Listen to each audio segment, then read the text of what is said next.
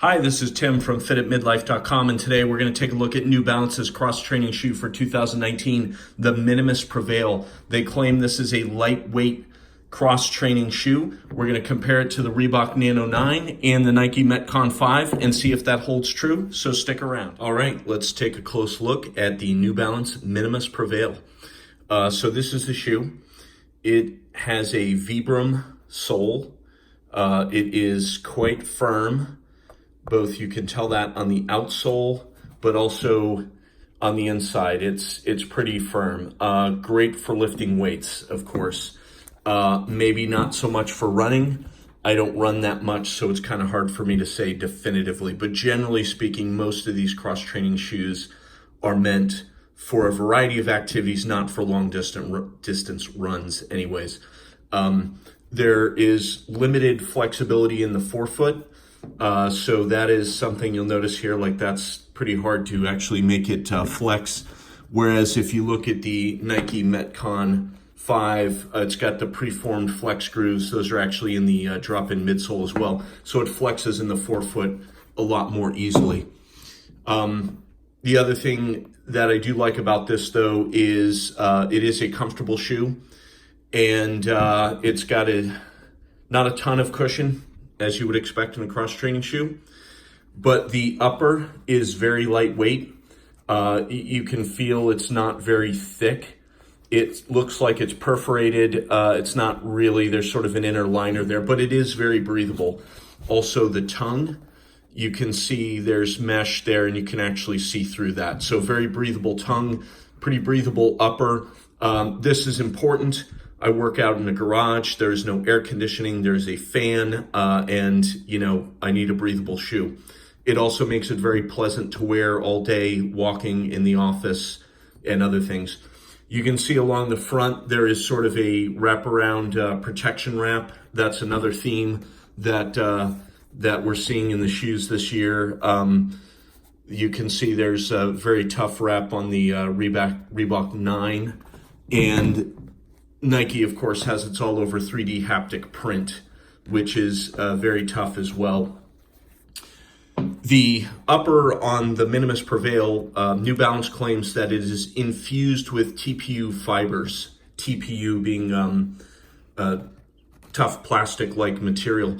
If it is, I can't tell. It feels like a nice knit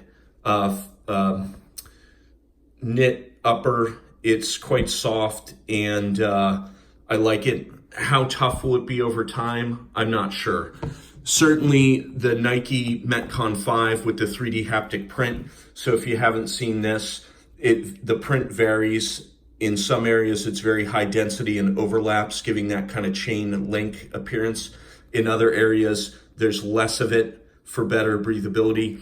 And all around, this makes this a pretty tough shoe, at least so far. And I know the Metcon 5s haven't been out that long, but you can just tell this is going to last a long time.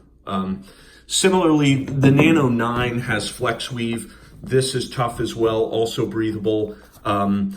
You can see that it's not a soft, maybe you can't see that, but it's not really a soft, nice feel like the New Balance is. This feels tougher. So this may have better durability over the long term as well. I do like the collar on this, so it comes up pretty high. This is what they call asymmetric.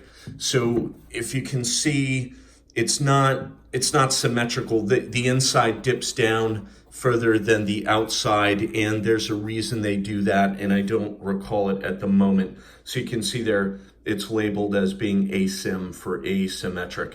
And I guess the thought pattern is there, so it's further down on the outside than the inside, that just is better to accommodate your foot in general. The tongue is very thin, lightweight. Again, it's breathable. You can kind of see some daylight through there. This is a very comfortable shoe. Drop-in midsole.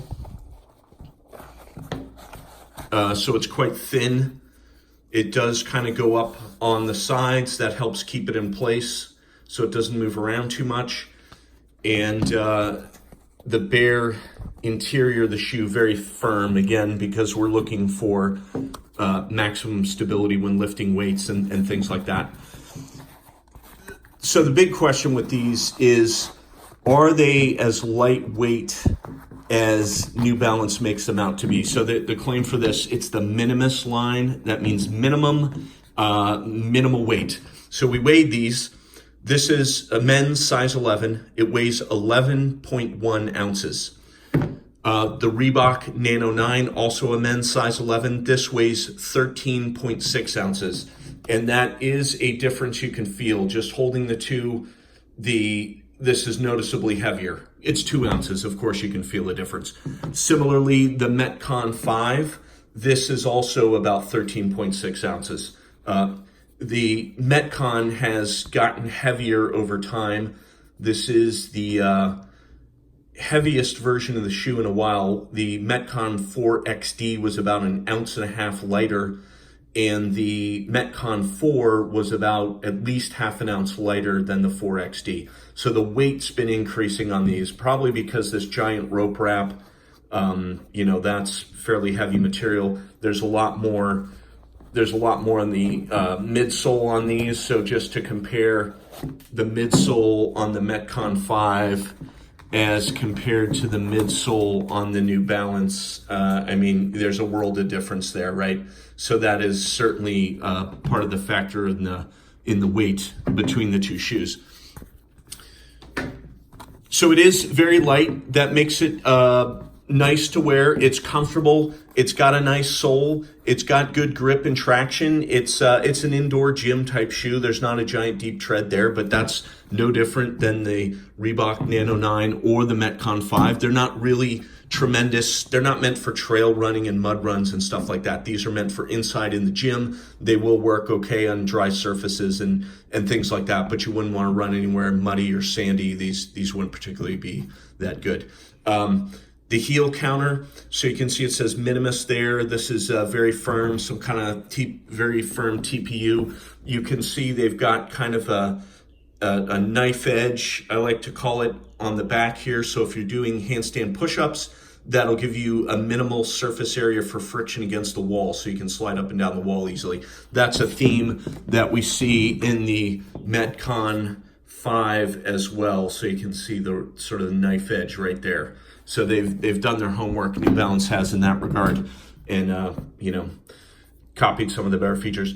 There's a little bit of outsole wraparound here, pretty minimal. I'm not sure this would be a fantastic rope climbing shoe, because it seems like the rope's going to get to that soft feeling upper. Compare that to the absolute monster size rope wrap on the Metcon 5. This is, much bigger than it's been in the past, but this is very tough and would probably make a great rope climbing shoe. Having said all that, I don't climb ropes. I don't have a rope to climb, so I can't say for certain, but it seems like this would be better. It's also got a really great traction sort of tread for that purpose. The Nano 9, similarly has a tough area here, and it's got that protective kind of wrap that kind of comes up. I think this would be fairly decent as a rope climbing shoe. Let's talk about fit. I wear an 11 in the Nano 9, an 11 in the New Balance, and an 11.5 in the Metcon 5. So these run a little bit small. If you're going off your sizing from the Metcon 4, the Metcon 4XD, you really should go half size up. But let's take a look at the toe box, right? This is the thing that people rant and rave about on the Nano 9. You can see the toe box much bigger, wider than the New Balance. If you have wide feet, you like a wide toe box, your best bet is still going to be the Nano 9, and that holds for the Metcon as well. There's really, this is just the wider toe box. So if that's your thing, the Nano 9 is the shoe you want. Okay, so let's talk a little bit more about it being a lightweight cross-training shoe. So again, 11.1 ounces for a men's size 11. That is very lightweight. It is well over 2 ounces lighter than both the Metcon 5 and the Reebok Nano 9. But let's look at some other shoes that are pretty close too. So this is the Under Armour Tri-Base Rain. What I like about this is also a very lightweight shoe. It is not as lightweight as the New Balance, so it's about 11.5 ounces for a men's size 11. But again, very close. It feels light. It's comfortable. The top has perforations for breathability in it. I'm not sure how well those work. To me, the New Balance kind of feels like it breathes better. But this is a very comfortable shoe. These are great for lifting weights, walking long distances. They're fairly comfortable. They do have minimum cushion, but they still get the job done. They've got the flex groove in the front. And overall, this is actually a really good shoe. I'm surprised more people don't talk about the Under Armour Tri-Base Rain. I really do like these a lot, and I've put quite a bit of mileage on these. You will see on the interior, they've got like a setup kind of like the Nike Flywire, except it's not wires, it's these fabric kind of connectors that integrate with the laces, and then when you tighten the laces, it tightens up the whole shoe. So again, about 11.5 ounces, nice minimalist kind of shoe, the Under Armour Tri-Base Rain, very good shoe. The other shoe that gives the New Balance a run for its money is the No Bull Trainer. So this is a men's size 11. This weighs in about 11.3 ounces, so only 0.2 of an ounce heavier than the New Balance Minimus Prevail. Generally, these are great shoes too. Minimal drop. These are 4mm heel to toe drop, which is what the New Balance is. These are tough. It's got this super fabric. So their claim to fame with this is it's a breathable fabric covered with these tough dots. They're probably TPU or something, but they are very tough. The shoe should last a long time. My biggest beef with these is it's just not a very comfortable shoe. The upper's too big and thick and heavy. It doesn't really fit like a glove like these other shoes do. The Under Armour, the Tri-Base Rain, the New Balance, the Reebok, the Metcon 5, they all feel nice when you put them on. This just, it looks good. It looks like a great shoe, but it just doesn't feel as good when you put it on your foot. So, is that a big deal? No. This is a very competent shoe, great for the gym and great for other things as well.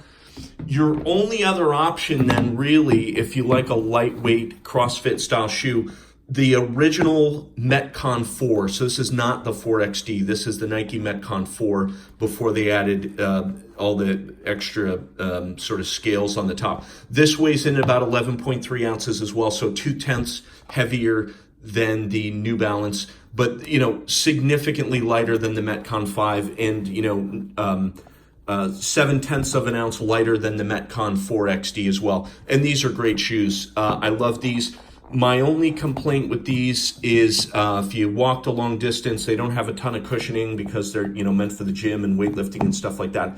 They do not really have a lot of foot comfort for walking long distances. Other than that, great shoes, highly recommended. Probably getting very hard to find. I don't think they're making these anymore, so if you can find a pair on clearance, I recommend you get them if you like a lightweight shoe. And if you can't find them, this is probably your go-to option. We will have a 3-month update, so check back and we'll have further details on how durable these are, how comfortable they are, and how well they work both in the gym and elsewhere. And that's our review. The Minimus Prevail is a very lightweight cross-training shoe. It's comfortable, it breathes well, and it works well in the gym. Check back in 3 months. We will have a long-term update. Hit subscribe, and you'll be notified about all our hands-on shoe reviews as we post them. Thank you.